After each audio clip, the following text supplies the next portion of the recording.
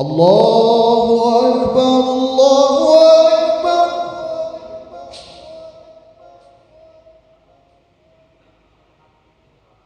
الله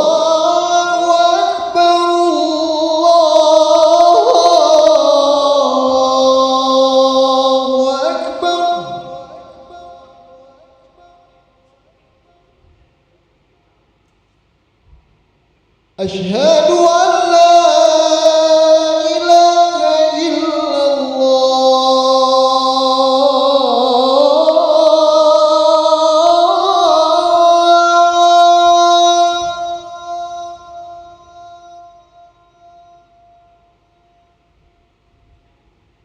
أشهد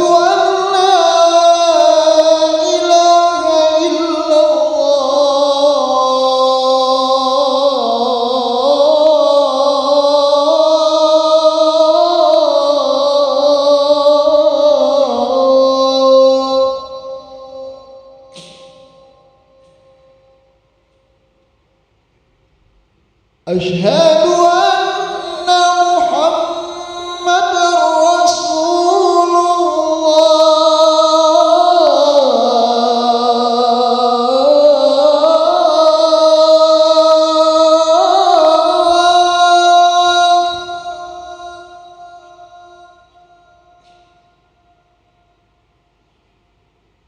أشهد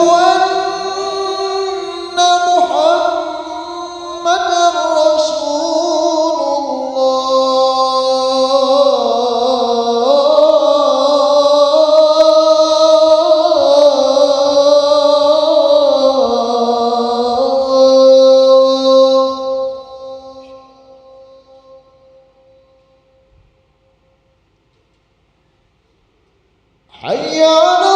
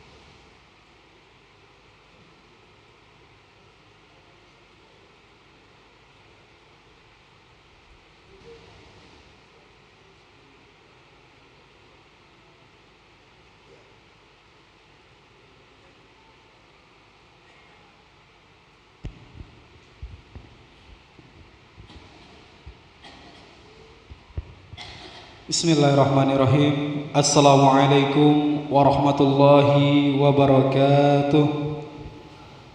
Alhamdulillahirabbil alamin. Allahumma shalli ala sayyidina Muhammad wa ala ali sayyidina Muhammad, amma ba'du.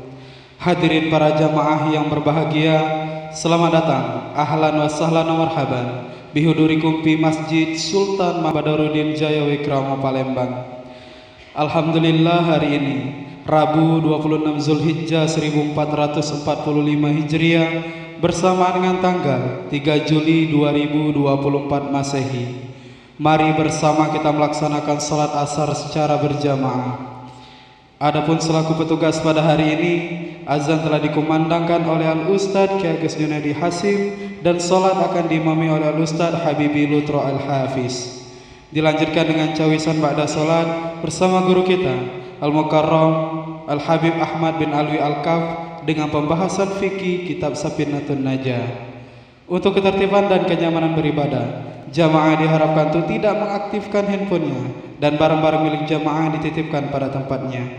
Dan kami himbau pada para jamaah sekalian agar berkenan mengikuti doa dan zikir bersama imam sampai dengan selesai.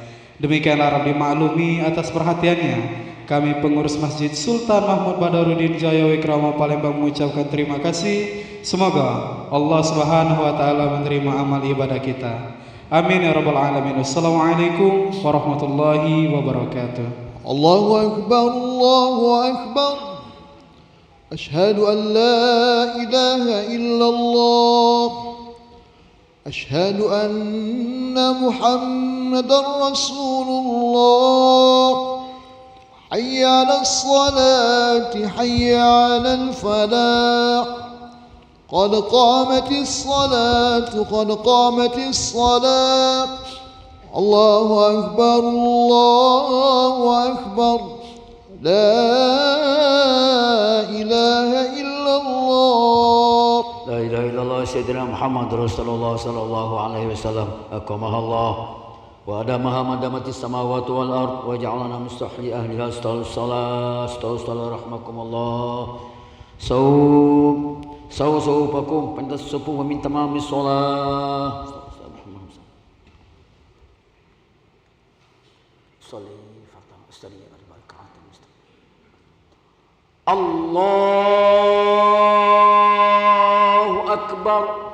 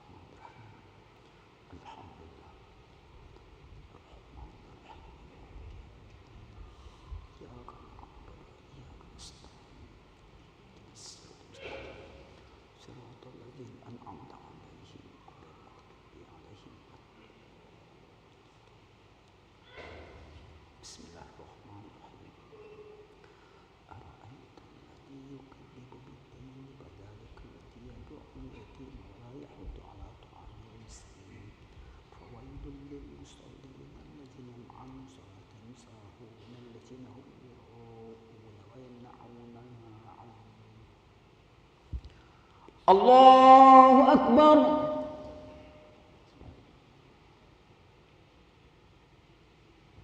سمع الله لمن حمده. الله أكبر.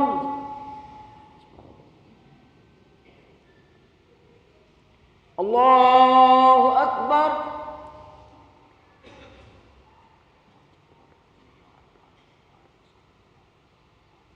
الله أكبر.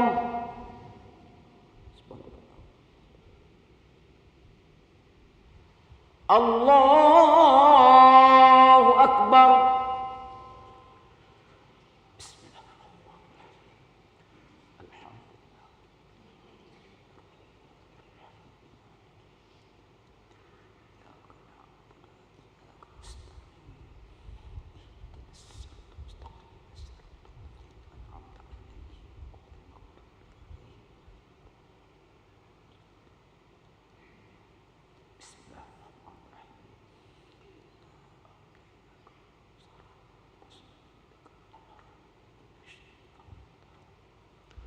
Allahu Akbar.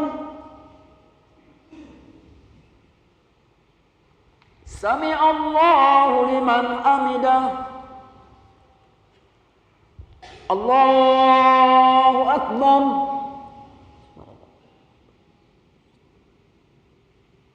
Allahu Akbar.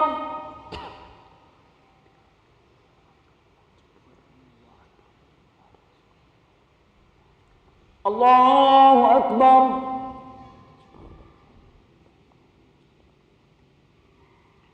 Allahu Akbar.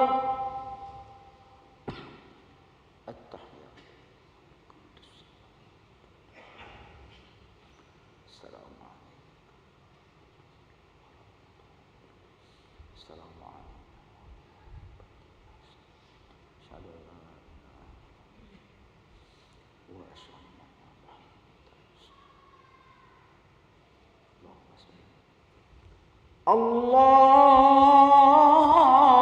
Akbar.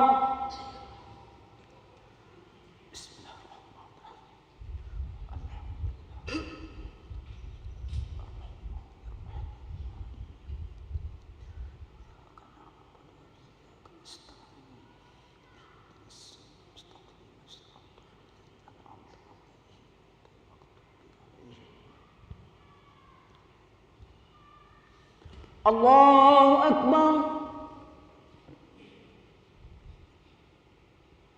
Sami Allahu liman hamidah. Allahu Akbar.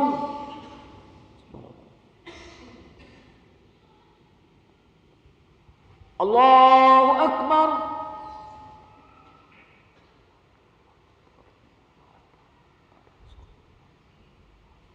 Allahu Akbar.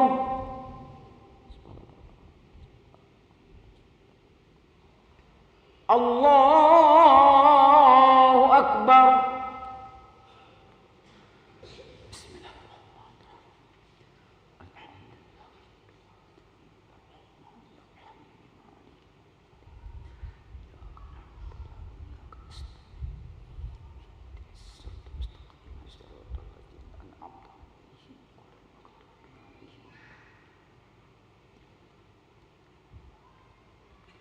Allahu Akbar.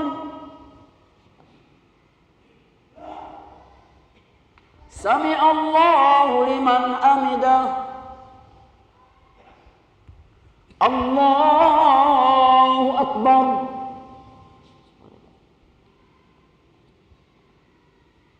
Allahu Akbar.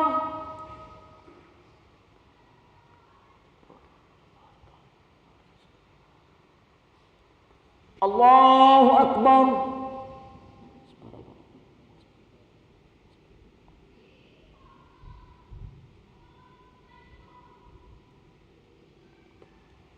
Allahu Akbar.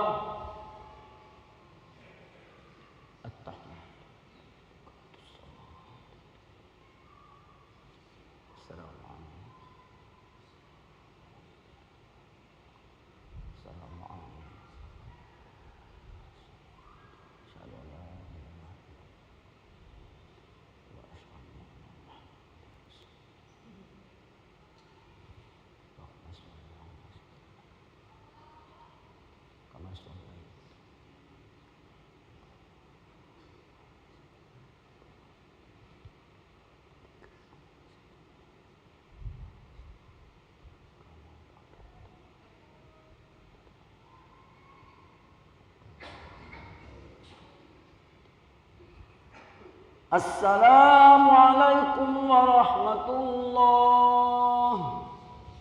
Assalamualaikum warahmatullah.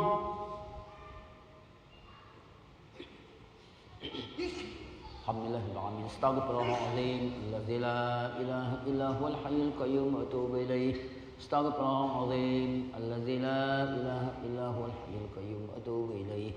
Astaghfirullahaladzim. Alladzi la ilaha illa huwal hayyul qayyum wa atubu ilaih. La ilaha illallah wahdahu la syarika lah. Lahul mulku wa lahul hamdu yuhyi wa yumiitu wa huwa ala kulli syai'in qadir. La ilaha illallah wahdahu la syarika lah.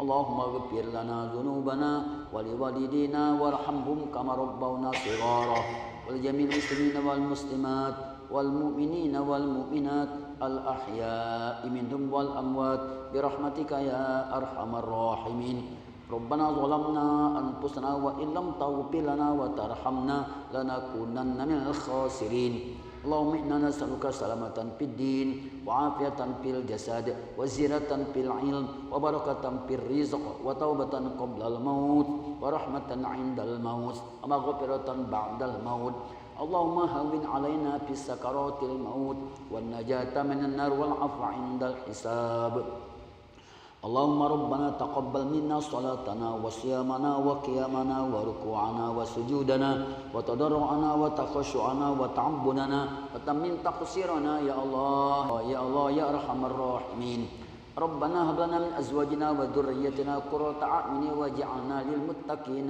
إماما ربنا لا تزغ قلوبنا بعد إذ هديتنا وهب لنا من لدنك رحمة إنك أنت الوهاب ربنا وآتنا ما وعدتنا على رسلك ولا تخزنا يوم القيامة إنك لا تخلف الميعاد ربنا آتنا في الدنيا حسنة وفي الآخرة حسنة وقنا عذاب النار وأدخلنا الجنة مع الأبرار يا عزيز يا غفار يا رب العالمين صلى الله على سيدنا محمد النبي الأمي وعلى آله وصحبه أجمعين سبحان ربك رب العزة عما يصفون وسلام على المرسلين والحمد لله رب العالمين الفاتحة بسم الله الرحمن الرحيم الحمد لله رب العالمين الرحمن الرحيم مالك يوم الدين إياك نعبد وإياك نستعين اهدنا الصراط المستقيم صراط الذين أنعمت عليهم غير المغضوب عليهم ولا الضالين آمين آمين يا الله آمين يا رحمن آمين يا رحيم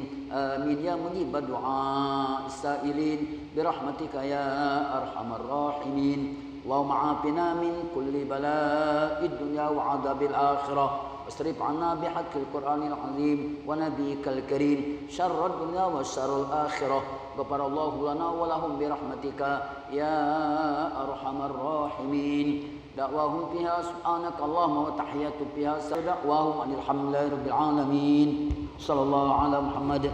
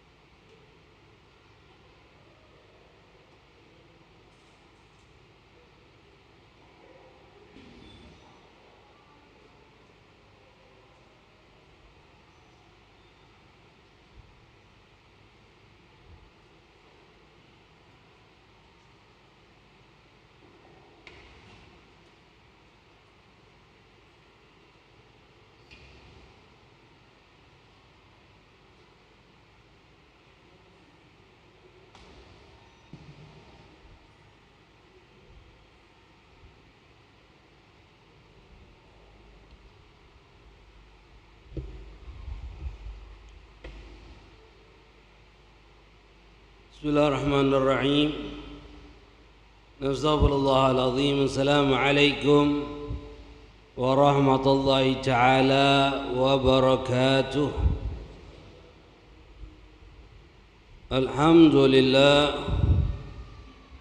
الحمد لله الذي فرض علينا تعلم شرائع الإسلام ومعرفة صحيح ومعاملة فسيدها لتعريف حلال والحرام وجعل مال من علم ذلك وعمل به خلود في دار السلام وجعل ما شرى من خلافه وعصاه دار انتقام أشهد أن لا إله إلا الله وحده لا شريك له المن بالنعم والجسام وأشهد أن سيدنا محمدا عبده ورسوله المبعوث رحمة للعنام صلى الله وسلم عليه وعلى آله وصحبه برة الكرام أما بعد أيها الآباء إخوان مستمعين حاضرين رحمن ورحمكم الله Alhamdulillah, thumma alhamdulillah.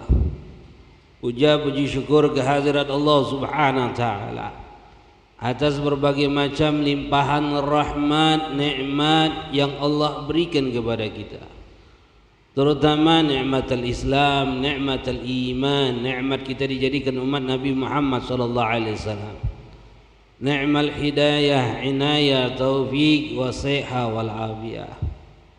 Nikmat Allah masih memberikan kesempatan untuk kita duduk kumpul dalam majlis taklim seperti ini, mencoba untuk memahami, mempelajari, mengamalkan dan menyebarkan syariat yang dibawakan oleh Rasulullah SAW. Mudah-mudahan apa yang kita lakukan ini menyenangkan hati baginda Nabi kita Nabi Muhammad SAW.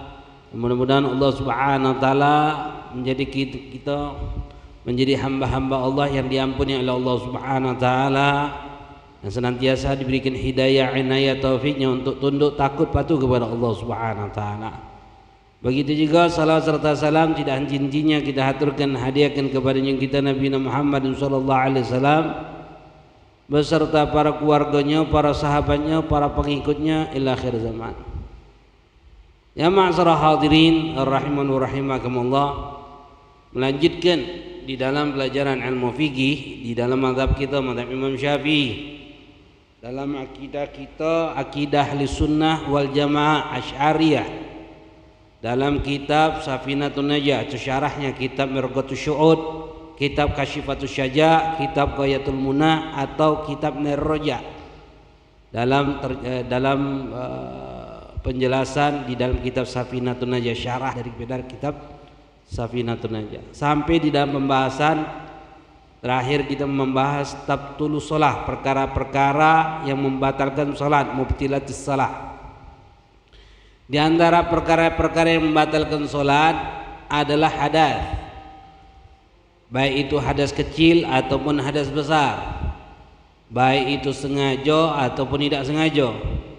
Jika kita di dalam sholat kemudian hadas, terkentut, terkencing, maka semua itu termasuk perkara yang membatalkan sholat. Sebagaimana Rasulullah SAW mengatakan, "Idza fasa ahadukum fi salatihi falyunsarif wa liyatawadda wa liyu'idus salat." Rasulullah SAW mengatakan, jika kentut salah satu di antara kalian di dalam sholatnya, hendaklah kalian berpaling, kemudian kalian wudu, kemudian mengulangi salatnya. Itu yang pertama. Sudah panjang lebar kita bahas. Yang kedua, biwuqu'in najasa in lam tulqa ala min ghairin halin. Jika kejatuhan najis yang sekiranya kita tidak singkirkan seketika tanpa dengan membawa. Contoh kemarin, jika lagi sholat kemudian ternyata pas sholat itu kejatuhan najis, maka pas kejatuhan najis langsung kita singkirkan seketika tanpa membawa. Tanpa membawa itu artinya kita tarik, tidak kita angkat. Kalau kita angkat ini kita ngangkat, artinya kita membawa sesuatu yang suci yang berhubungan najis, itu membatalkan sholat. Jadi jangan dibawa. Jika kita jatuh najis tersebut langsung kita singkirkan, maka tidak membatalkan sholat, kata ulama. Itu kalau seandainya nyampak di suatu tempat yang bisa kita singkirkan, seperti sal, kofiah. Kalau nyampaknya di baju kita dan sifat najis itu basah, batal langsung. Kemudian juga kalau kita singkirkan ini bukan di masjid. Kalau bakal di masjid, motor di masjid dengan najis hukumnya berdosa, maka langsung kita berpaling salat tersebut karena batal. Karena termasuk daripada syarat sahnya salat, sebagaimana kemarin kita bahas, termasuk daripada salah satu syarat sahnya salat adalah suci daripada najis. Di mana? Di pakaian kita. Arti pakaian ini segala sesuatu yang kita bawa. Yang kedua di badan kita. Badan itu apa? Dari ujung rambut sampai ujung kaki, termasuklah juga mulut, juga hidung kita. Jika najis tidak sah salat kita. Contohnya apa? Mimisan hidung kita. Setelah mimisan, berhenti mimisan itu, kita lap pakai tisu masalah. Kemudian kita sholat, sah tak sholatnya? Tidak sah sholatnya. Kenapa tidak sah sholatnya? Hidungnya najis. bersihkan dulu dengan banyu, alirkan dulu dengan banyu. Atau ketika sholat kita kekenyangan, muntah sedikit, keluar sedikit, batal sholatnya. Kenapa? Karena bawanya najis tadi tersebut. Ini katakan. Nah, di badan kita dari ujung rambut sampai ujung kaki. Dan di tempat kita sholat, arti di tempat kita sholat itu artinya jangan sampai anggota tubuh kita ketika sholat bersentuhan dengan najis, atau sesuatu yang kita bawa bersentuhan dengan najis. Jika anggota tubuh kita atau sesuatu yang kita bawa ini bersentuhan dengan najis, batal sholat kita. Contohnya apa? Syal, atau misalnya tai cicak, kita selentik lagi sholat, di depan kita ada tai cicak, kita selentik, batal sholatnya. Kenapa batal? Karena anggota tubuh kita bersentuhan dengan najis langsung. Atau misalnya sal kita yang bersentuhan dengan tai cicak tersebut, batal juga sholatnya. Kenapa? Karena bersentuhan dengan najis. Contohnya lagi apa? Mik kabel ini. Di masjid-masjid, musola-musola banyak pakai mik kabel imamnya. Rata-rata pakai mik yang seperti ini. Jika mik yang seperti ini kabelnya bersentuhan dengan tai cicak, di amplinya berapa banyak tai cicak yang tidak perhatian orang-orang di dalam masalah itu. Kemudian kita sholat, artinya kita membawa sesuatu yang suci yang berhubungan dengan najis, batal sholatnya. Jadi hati-hati, karena termasuk perkara yang batalkan sholat adalah kejatuhan bersentuhan dengan najis. Itu sudah kita panjang lebar bahas. Lalu yang ketiga, inkishaful aurat illam tustur halal, terbukanya aurat jika kita tidak tutup seketika. Ketika kita sholat, masalah ketika sholat tersebut sewet kita ini disingkap, ditiup oleh angin, akhirnya tersingkap aurat kita, kemudian kita tutup seketika, tidak batal. Kenapa? Karena pada saat itu kita tutup seketika. Mengatakan jika yang niupnya adalah angin, yang membukanya adalah angin. Tapi kalau yang membukanya adalah cucung kita, kawan kita, penesan, atau karena gerakan kita, becak perempuan, ketika sholat pas sujud kakinya terbuka, pas sujud kakinya terbuka karena gerakan dia, langsung batal sholatnya. Walaupun dia tutup seketika, walaupun atau rambut nyongol di tempat mengkenanya, langsung batal sholatnya. Kenapa? Karena terbukanya aurat di dalam sholat. Dan termasuk di dalam syarat sahnya sholat adalah satru aurah, menutup aurat. Pahami menutup aurat di dalam sholat. Aurat di dalam sholat dan di luar sholat itu beda, tidak sama. Aurat di dalam sholat adalah sesuatu yang wajib ditutup. Jika terbuka kelihatan atau tidak kelihatan, batal sholatnya. Hati-hati, karena aurat di dalam sholat adalah sesuatu yang wajib ditutup. Jika terbuka kelihatan atau tidak kelihatan, batal sholatnya. Contohnya masalah sewet kita atau celana kita terbuka dari belakang ketika sujud. Banyak kan? Banyak tak? Banyak. Sholat dewean di ruangan gelap, pas sujud terbuka auratnya, batal sholatnya. Batal sholatnya. Walaupun tidak kejingoan, Ustaz, kan tidak kejingoan. Walaupun tidak kejingoan, karena aurat di dalam sholat itu sesuatu yang wajib ditutup. Jika terbuka kelihatan atau tidak kelihatan, batal sholatnya. Contoh lagi, bapak-bapak biasanya kena rokok sewetnya, bolong. Jika bolongnya itu kita jingok dari jarak 1,5 meter, kejingoan warna kulit, kemudian kita pakai sewet tersebut, walaupun bolongnya di tengah, belakang bagian paha atau bagian di tengah, batal sholatnya. Kenapa? Karena terbuka auratnya. Karena aurat di dalam sholat itu adalah sesuatu yang wajib ditutup. Jika terbuka, kelihatan atau tidak kelihatan, batal sholatnya. Beda kalau aurat di luar sholat. Kalau aurat di luar sholat, perbedaan antara aurat di dalam sholat dan luar sholat. Yang pertama, aurat dalam sholat sesuatu yang wajib ditutup. Jika terbuka, kelihatan atau tidak kelihatan, batal sholatnya. Aurat di luar sholat, perbedaannya adalah ma yajibu syatru wa yahrum nadru, sesuatu yang wajib ditutup dan diharamkan untuk dilihat. Wajib ditutup dan haram untuk dilihat. Artinya, selagi tertutup dan tidak terlihat, dia sudah dianggap menutup aurat. Contoh masalah, di belakang kita ini ada uang telanjang, kamar mandi masalah. Dia masuk ke kamar mandi, pintunya tidak dikuncinya, tidak ditutupnya. Kita di depan sini tidak kejingoan, tapi pintu tidak ditutup. Pertanyaannya, sudah menutup aurat belum dia? Ketika dia godil hajat, buka celana, nutup aurat tak? Berdosa tak dia? Tidak berdosa. Kenapa tidak berdosa? Karena dia sudah dianggap menutup aurat. Kenapa? Selagi tertutup dan tidak terlihat, dia sudah dianggap menutup aurat. Tapi kalau dia sholat, sah ada sholatnya? Tidak sah. Nunjukkan kepada kita aurat di dalam sholat dan di luar sholat itu beda. Itu yang pertama. Ini katakan. Yang kedua, perbedaan antara aurat di dalam sholat dan di luar sholat. Aurat di dalam sholat bagi laki-laki dari atas dan dari samping, bukan dari bawah. Bagi laki-laki. Artinya jika kita sholat, baju gamis kita ini terbuka, tidak berkaos, celana kita atau sewet kita di bawah pusat, ketika kita rukuk ini terbuka, batal sholatnya. Kenapa? Karena aurat kita dari pucuk dan dari samping, bukan dari bawah. Artinya kalau ada orang sholat pakai sewet, dentip dari bawah, kejingoan misalnya dari garang, langgar musola, jingoan auratnya dari bawah, ini katakan, batal sholatnya. Kita sholat misalnya sewet gamis, ada orang ngintip dari bawah, jingok ponjen kita, batal sholatnya? Tidak batal. Kenapa tidak batal? Karena aurat di dalam sholat dari atas dan dari samping, bukan dari bawah. Beda kalau perempuan. Kalau perempuan dari atas, samping, bawah itu aurat. Makanya perempuan telapak kakinya lagi aurat, telapak kaki dia lagi aurat.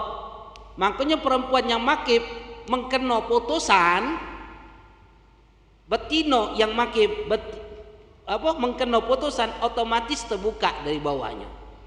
Itu menyebabkan dia tidak sah sholatnya. Makanya hati-hati.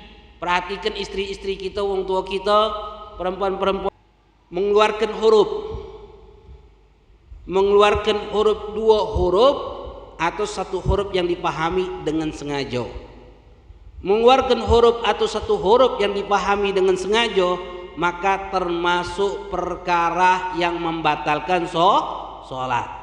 Huruf yang dimaksud adalah huruf hijaiyah. Jika ketika sholat orang tersebut mengeluarkan huruf hijaiyah, maka itu termasuk perkara yang membatalkan sholat. Apa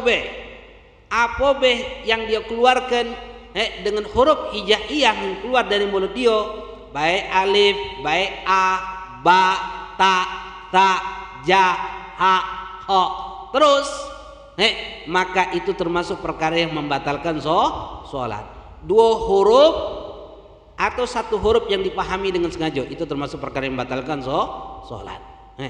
Contoh ini dikatakan oleh ulama, termasuk perkara-perkara yang membatalkan sholat yang dikatakan untuk membatalkan sholat dengan mengeluarkan huruf, di antaranya adalah kadzahik au tanahna, seperti tertawa. Ketawa kalau sampai dia mengeluarkan huruf, batal sholatnya. Tanahna, berdehem, lagi sholat. Berapa kali sering kita perhatikan uang sholat berdehem. Berdehem itu termasuk perkara yang membatalkan sholat. Kenapa? Karena mengeluarkan huruf. Huruf apa? Berdehem itu. Huruf apa? Ha, mim. Tinggal kata. Dikit-dikit. Dua huruf atau satu huruf yang dipahami termasuk perkara yang membatalkan sholat. Makanya nak hati-hati, ini katakan. Nak hati-hati. Jika wong terbiasa ketawa misalnya, atau dikatakan buka, nangis, sampai mengeluarkan huruf hijaiyah, batal. Walau min khafil akhirat, walaupun nangisnya itu karena takut akan akhirat.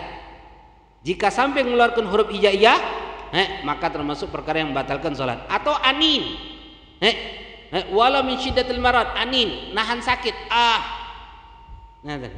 kakinya cantengan masalahnya, bogitnya bisulan, terkena bogitnya tadi, bisul tadi, sakit, kalau dia mengucapkan panjang hamzah, dua huruf, maka itu termasuk perkara yang membatalkan sholat. Jika dilakukan dalam keadaan sengaja. Kalau tidak sengaja, tidak batal. Lagi kita bahas. Yang sengaja batal. Atau niup dengan mulut, niup dengan hidung, atau batuk, atau bersin. Jika sampai batuknya, bersinnya mengeluarkan huruf hijaiyah, batal. Tapi jika tidak mengeluarkan huruf hijaiyah, tidak membatalkan. Nah, kalau batuknya kalau sampai mengeluarkan huruf hijaiyah atau asying, ha sin ya mim, itu membatalkan salat. Hati-hati. Tapi kalau tidak mengeluarkan huruf hijaiyah, maka tidak membatalkan salat. Lalu kalau seandainya yang terjadi itu, Ustadz, imamnya yang berdehem, imamnya nih berdehem terus, mengeluarkan huruf hijaiyah, apa yang harus dilakukan oleh makmum? Dalam kitab disebutkan, walau tanahnaha imamu, kalau yang berdehem itu imamnya, fabana min harfani, dan keluar dari mulut imam itu 2 huruf, apa yang harus dilakukan oleh makmum? Lam tajib mufaragatu, maka tidak wajib bagi kita untuk mufaragah, misah dari imam, terus jadi makmum, tidak wajib. Li'anna zahir taharruzu 'anil mubtil, karena secara hukum zahir imam itu akan selalu menjaga dari perkara-perkara yang membatalkan sholat. Mungkin yang dia lakukan tidak sengaja. Kalau berdehem tidak sengaja tidak batal. Kalau sengaja baru batal. Illa, kecuali kata ulama, indalat garinatu halin ala adami udhri, kecuali menunjukkan ada tanda-tanda garina, tanda-tanda halin, keadaan ala adami udhur, keadaan imam itu tidak kati udhurnya. Ini katakan kati udhur, berdehem dengan dehem tidak kati udhur, padahal dia tahu hukum itu, atau sama sekali dia tidak ngerti hukum tersebut. Fatajibu mufaragatu, maka wajib bagi kita untuk mufaragah, niat misah dari imam langsung, niat kemisah dari imam, sholat dewean langsung di situ, bukan lagi tetap sholat lagi situ, karena wajib kita mufaragah. Kenapa? Karena syarat sahnya sholat berjamaah nanti makmum tidak boleh meyakini imamnya batal. Kalau sudah makmum meyakini imam batal, wajib mufaragah, wajib misahkan diri dari sholat tersebut, berjamaah tersebut, sholat dewean langsung. Makanya hati-hati. Berapa banyak orang tidak faham. Ustaz, kalau tidak ngerti cak mana tidak faham, tidak tahu.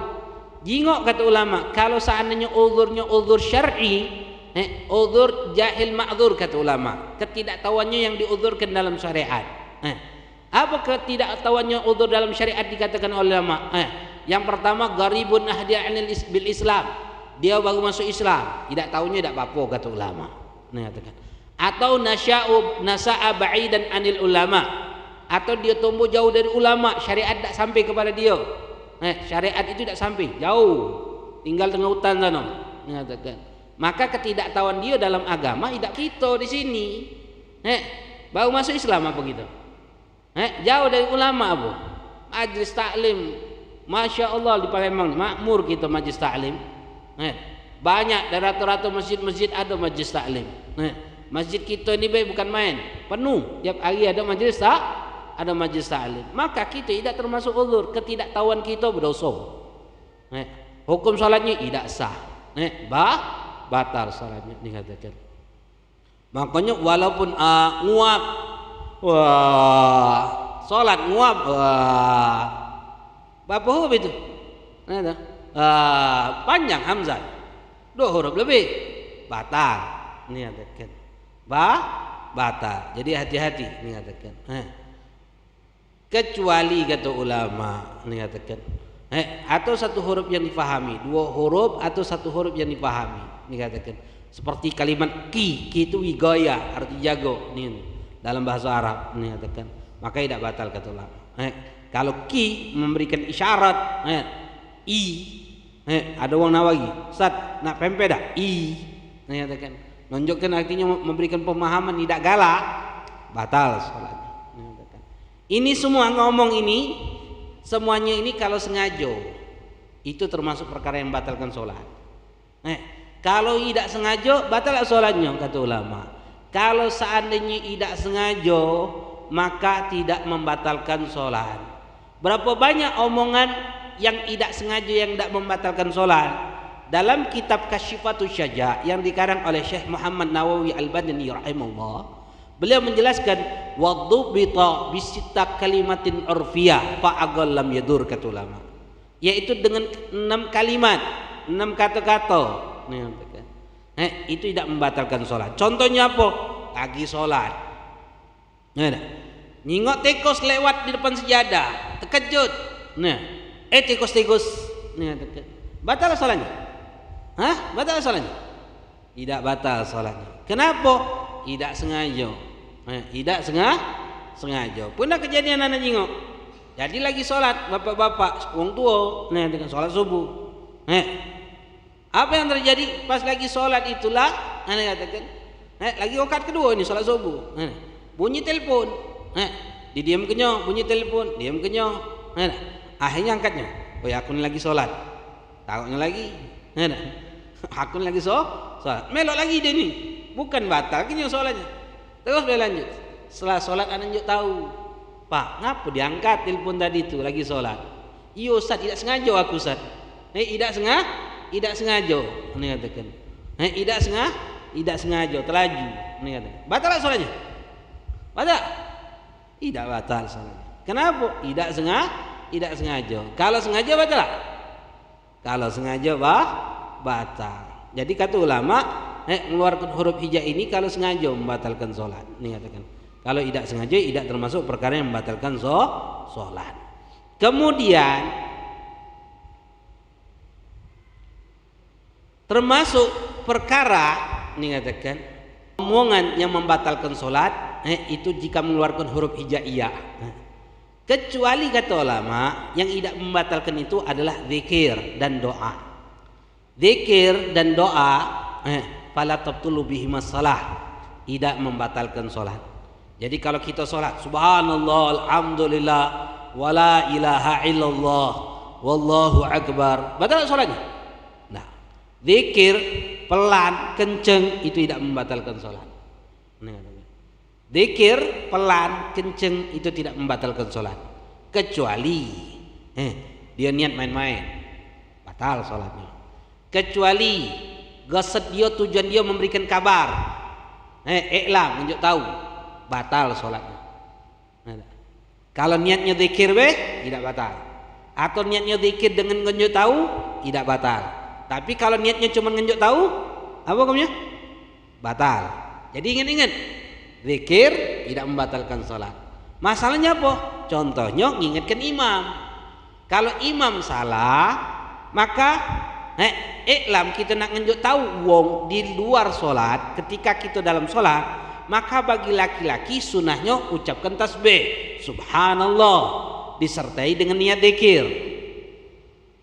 Kalau bagi perempuan tepok. Nah, nak niat zikir, nak niat tidak zikir, nak nunjuk tahu tidak batal. Tepok bagi. Tapi kalau niatkan subhanallah harus disertai dengan niat zikir. Jadi kalau imam salah, misalnya sholat maghrib rakaat ketiga imam tegak lagi, makmum ni nunjuk tahu imam subhanallah subhanallah, ingat imam subhanallah, cuman subhanallah ini dengan niat tujuan untuk nunjuk tahu imam apa hukum sholatnya? Batal sholat. Paham? Harus disertai dengan niat zikir, niat zikir atau niat zikir dan nunjuk tahu imam, itu tidak membatalkan. Tapi kalau dia niatnya nunjuk tahu imam batal sholatnya. Iklam nunjuk tahu di dalam sholat itu membatalkan sholat. Hati-hati jika dengan niat nunjuk tahu. Contoh banyak hal, lagi sholat anak kita nak megang listrik, masalah colokan listrik masih kecil misalnya, kita kencengkan bismillahirrahmanirrahim biar anak kita ni bimbei ucapan bismillah, ngencengkan bacaan dengan niat nunjuk tahu iklam dengan tujuan untuk nunjuk tahu itu membatalkan sholat. Atau lagi sholat kita di gedawang Allahu Akbar kita kencengkan dengan niat nunjuk tahu masuk perkara yang membatalkan sholat. Jadi harus ada niat zikir baru tidak membatalkan sholat. Jika niatnya hanya nunjuk tahu batal sholat kita. Makanya kita sebagai makmum kalau nak mengingatkan imam, ketika kita mengingatkan subhanallah harus disertai niat zikir kita itu subhanallah. Walaupun niat nunjuk tahu harus ada disertai niat zikir. Jika niat nunjuk tahu apa hukum sholatnya? Batal sholatnya. Hati-hati. Zikir tidak membatalkan sholat. Zikir doa tidak membatalkan sholat. Kalau zikir dengan syarat. Niat zikir atau mutlagon tanpa ada niat. Subhanallah. Tapi kalau cuma niat nunjuk taube itu membatalkan sholat. Atau niat main-main itu membatalkan sholat. Begitu juga doa. Doa ini tidak membatalkan sholat, tapi dengan syarat. Yang pertama bilugatil arabiyah, dengan menggunakan bahasa Arab. Jadi kalau kita berdoa, Ustaz boleh tak sholat itu berdoa? Boleh, karena di dalam sholat itu tidak dianjurkan diam gitu. Dianjurkan untuk memperbanyak doa. Wabil khusus ketika sujud. Tapi dengan syarat, jangan pakai bahasa Indonesia. Kalau kita pakai bahasa Indonesia ketika sholat baca doanya, batal sholatnya. Jika dilafadzkan. Kalau di dalam hati kita tidak kita lafadzkan, tidak apa-apa. Jadi pas sujud berdoa kita pakai bahasa kita. Tapi tidak dilafadzkan, tidak apa-apa, tidak ada masalah. Yang bermasalah itu jika dilafadzkan. Jika dilafadzkan boleh kita berdoa tapi dengan syarat. Yang pertama harus menggunakan bahasa Arab. Yang kedua tidak ada kaful khitab, kaf pembicaraan terhadap, kecuali kaf itu kepada Allah dan kepada Rasulullah. Contoh kepada Rasulullah, assalamu alayka ya ayuhan nabi. Kaf itu assalamu alayka, salam untuk kau wahai nabi. Itu boleh kepada nabi. Atau kepada Allah, as'aluka ya Allah. Aku meminta kepada engkau ya Allah. As'alukanya kepada Allah. Itu boleh kata ulama. Yang tidak boleh itu kaf khitab kepada manusia. Contohnya apa? Yarhamukallah. Yarhamukallah, nengok kawan kita bersin. Asyik. Kalau ada kita di antara kita yang bersin, maka hak orang yang bersin itu, seorang muslim itu, untuk didoakan dengan mengucapkan apa? Yarhamukallah. Semoga Allah merahmati kau. Nah, jika di dalam sholat cak mana? Kalau di dalam sholat, kalau kita ucapkan yarhamukallah, batal sholat kita. Kenapa? Karena ada kaful khitab, kaf pembicaraan. Semoga Allah merahmati kau, kaf pembicaraan. Maka itu termasuk membatalkan sholat. Tapi kalau kita doakannya ini, yarhamuhullah, semoga Allah merahmatinya, dhamir kata ganti. Ini katakan. Batal lah? Tidak batal. Walaupun doa itu. Ini katakan. Kenapa? Karena tidak ada kaful khitab. Ini katakan. Itu yang dikatakan ulama. Makanya kalau kita bersin, yang harus kita lakukan apa? Ucapkan alhamdulillah. Lalu kita yang dengar wong bersin, yang mengucapkan alhamdulillah, doakan yarhamukallah, semoga Allah merahmati kau. Semoga Allah merahmati engkau. Nah, yang didoakan jawab lagi, doa lagi. Apa? Yahdikumullah waslih balakum. Yahdikumullah waslih balakum. Semoga Allah memberikan hidayah kepada engkau dan memperbagus hatimu. Katakan. Itu doa. Katakan. Kata Imam Nawawi dalam kitab Adhkar, kita ucapkan yarhamukallah kepada wong yang bersin itu jika wong yang bersin itu mengucapkan alhamdulillah. Kalau wong yang bersin itu tidak mengucapkan alhamdulillah, suruh mengucapkan alhamdulillah dulu. Gol, alhamdulillah. Ngomong alhamdulillah. Alhamdulillah baru kita doakan yarhamukallah. Balas lagi doanya. Yahdikallah waslih balak. Ini katakan. Yahdikumullah waslih balakum. Ini katakan. Itu doanya. Ini katakan. Bayangkan muslim itu luar biasa. Muslim itu luar biasa, saling mendoakan. Yang bersin baik kita doakan. Yang bersin didoakan, yang bersin pun membalas doa tersebut. Katakan. Itu kalau seandainya orang besar. Kalau budak kecil yang bersin, budak kecil, mustahun, bayi bisa bersin, anak-anak bersin, ucapkan apa? Alhamdulillah, barakallahu fiik. Alhamdulillah, barakallahu fiik. Semoga Allah memberikan keberkahan kepada engkau. Ini katakan. Itu kalau budak kecil yang bersin.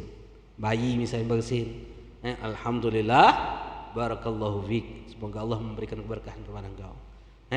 Kalau yang besar bersin, alhamdulillah, ucapkan yarhamukallah atau yarhamukumullah Jawab lagi, yahdikumullah waslih balakum. Dalam solat Ustaz, cak mana Ustaz? Jangan cak itu, batal solat ente. Kalau doakan yarhamukallah, kenapa? Ada kafal khitab. Jadi ucapnya yarhamuhullah, semoga Allah merahmatinya. Nah, itu tidak membatalkan salat, ini katakan. Kemudian juga kalau diem ngedem batal salat. Wala tabtulu shalah bisukut tawil. Tidak membatalkan salat dengan diam yang lama. Walau bila udrin, walaupun tidak kati uzur, ini katakan. Walaupun tidak kati uzur, ini katakan. Walaupun tidak kati uzur. Diam ngedem salat batal tidak batal. Tidak batal, ini katakan. Tapi diam di dalam salat itu tidak dianjurkan. Karena dalam salat itu dianjurkan untuk berzikir dan berdoa. Berzikir dan berdoa. Berzikir dan doa. Makanya kalau bagi laki-laki ingatkan imam, ingatkan orang lain di luar salat, sunahnya dengan ucapan apa? Tasbih, subhanallah. Tapi harus diingatkan zikir. Kalau betina tasbih. Nah, nyatakan tasbih. Nyatakan, ini tasbih di dalam salat. Nyatakan, bagi betina. Nyatakan. Kemudian, makanya dalam hukum syariat kita, fikih kita, hukum lanang bertepuk tangan, apa hukumnya? Ulama berbeda pendapat. Ada yang mengatakan makruh, ada yang mengatakan haram. Tepuk tangan bagi lanang. Kenapa makruh atau haram pendapat tersebut? Karena gawe betino tepuk tangan ini. Tepuk tangan ini adalah pekerjaan perempuan. Jadi kalau lanang bertepuk tangan, tasyabuh bin nisa, menyerupai betino. Segala sesuatu yang menyerupai betino, hukumnya haram kata ulama. Ada sebagian lagi mengatakan makruh, tidak dianjurkan. Kecuali kata ulama tepuk tangan ini untuk apa? Tepuk tangan ini untuk memberikan peringatan, ngajari. Misalnya seorang guru mengingatkan muridnya jangan peresan. Tidak apa-apa, matlub, dianjurkan tepuk tangan seperti ini. Katakan. Tapi sebagian salaf lagi mengatakan jangan cak ini tepuk tangannya. Cak mana? Balikan. Mengatakan balikan. Supaya apa? Supaya tidak menyerupai betino. Mengatakan. Paham? Makanya kalau ceramah di masjid, jangan tepuk tangan. Makanya tepuk tangan itu tidak dianjurkan di masjid. Apalagi bagi lanang. Ulama berbeda pendapat hukum di dalam tepuk tangan tersebut bagi kita lanang. Makanya kita lanang jangan tepuk ceni. Katakan. Ulama berbeda pendapat. Ada yang mengatakan haram, ada yang mengatakan makruh. Apalagi digawikan di masjid. Katakan. Karena itu gawe betino tepuk tangan itu. Katakan. Kalau kita nak tepuk tangan juga macam mana? Biar tidak nyerupai betino.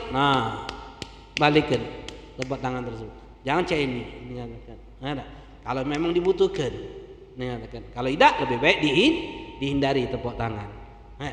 Bagi laki-laki sunahnya mengingatkan kalau di dalam salat tasbih, kalau betina tepuk tangan cek ini. Atau cek ini. Boleh betina tepuk tangannya? Boleh. Cek ini. Yang tidak boleh itu berurutan. Kalau seandainya lebih dari 3 kali berturut-turut itu membatalkan. Itu yang di dalam bahasan hukum perkara yang membatalkan salat. Wallahu a'lam bishawab. Ini hukum di dalam masalah ngomong. Bahkan di sini sebutkan terkadang hukumnya wajib kita ngomong itu. Seperti apa? Seperti dipanggil oleh Nabi.